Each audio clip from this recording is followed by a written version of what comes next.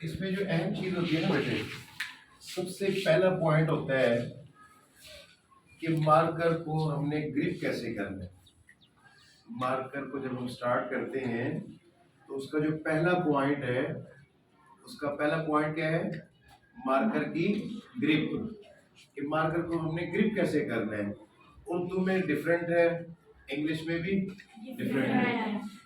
تو اس میں سمپل بات یہ ہے کہ اگر ہم اسے انگلش میں استعمال کرنا چاہ رہے ہیں، فار ایگزامپل، تو یہ دیکھیے سر، یہ نظر آ رہا ہے آپ کو سائن؟ بولیں یہ آپ کو کیا لگ رہی ہے؟ نب کیسی ہے؟ یہ نب کہاں ہے؟ یہ دیکھیے ذرا، اس کا رخ کس سائڈ کو ہے؟ چیک کریں، بولیں اردو والی سائڈ۔ اور اگر ہم اس کو کریں تو یہ کس سائڈ کو ہے؟ یہ ذرا غور کریں، انگلش والی سائڈ۔ یہ دو طرح کے سائن ہیں۔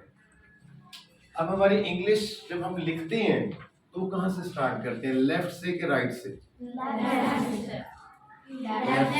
کس سے سٹارٹ کرتے ہیں؟ لیفٹ سے۔ تو ہم نے مارکر کی جو نوک ہے وہ کس سائڈ کو کر دینی ہے؟ لیفٹ سائڈ کو۔ یہ آپ کو ایگزامپل دینے لگا ہوں آسانی کے لیے، تاکہ آپ جب بھی مارکر شروع کریں آپ کو پتا ہو کہ میں انگلش لکھنے لگی ہوں تو انگلش کا جو سٹارٹ ہے وہ ہم نے مارکر کی نوک کس سائڈ پہ کر دینی ہے؟ لیفٹ سائڈ پہ۔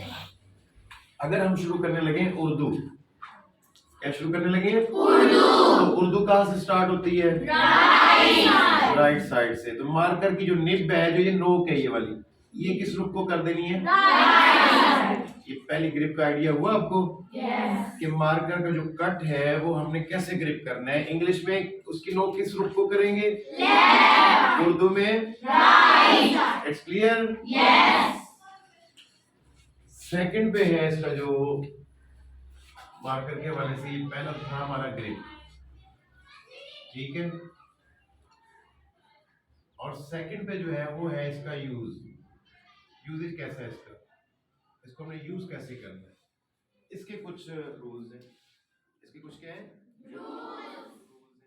Admission open, play group to pre 9th۔ اپنے بچے کے بہتر مستقبل کے لیے الفریڈ کا انتخاب بھی کامیابی کا ضامن۔